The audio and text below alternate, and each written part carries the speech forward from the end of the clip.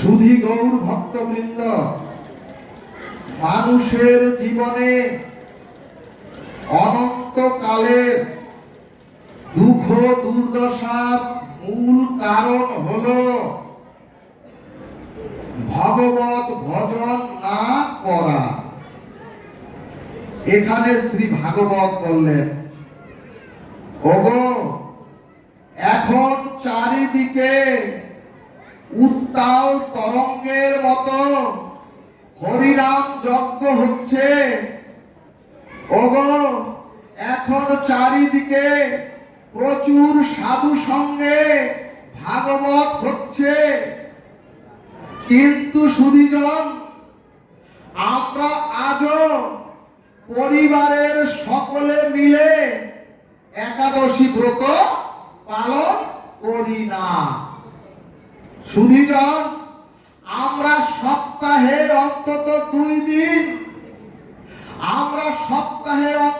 2 দিন সাত্বিক আহার গ্রহণ করি না।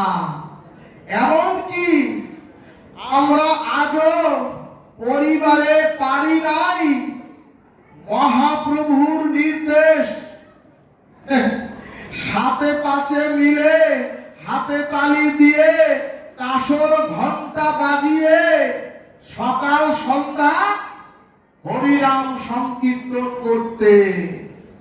ভক্তগণ, আজ হিন্দুর গৃহ মন্দিরে রামায়ণ, ভাগবত, গীতার কোনো অনুশীলন নাই। এবং দেখবেন কোন ভাগবতীয় আসরে সনাতনী গৃহের যুবক যুবতী অংশগ্রহণ করেন না।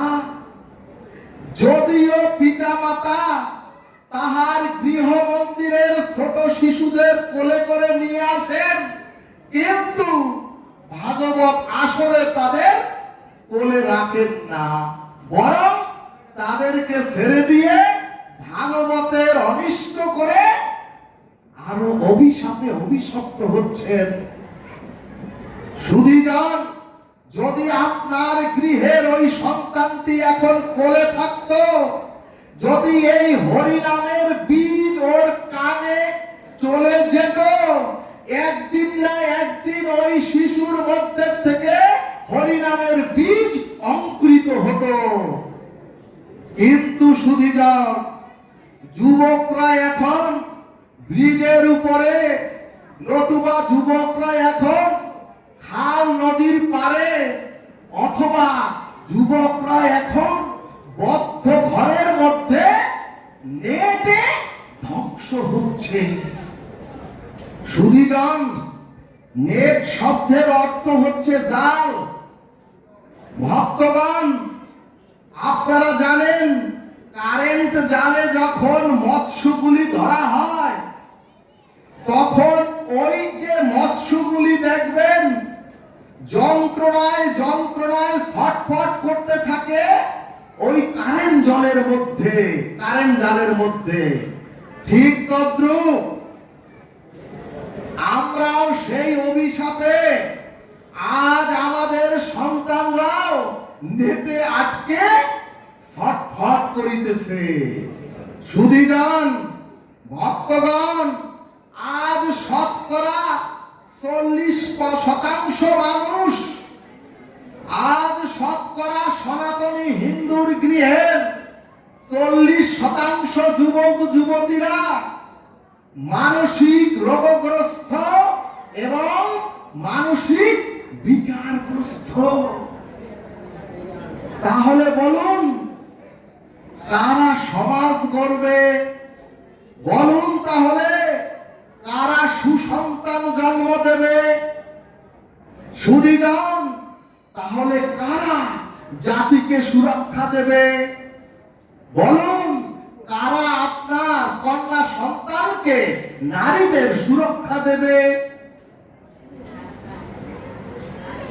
বর্তমানের সন্তানরা নেটের জালে আটকে প্রায় 40% মানসিক বিকারগ্রস্ত। এমনকি আমরা পিতা মাতারাও আমাদের সন্তানদের হাতে গীতা ভাগবত তুলে দিতে পারিনি।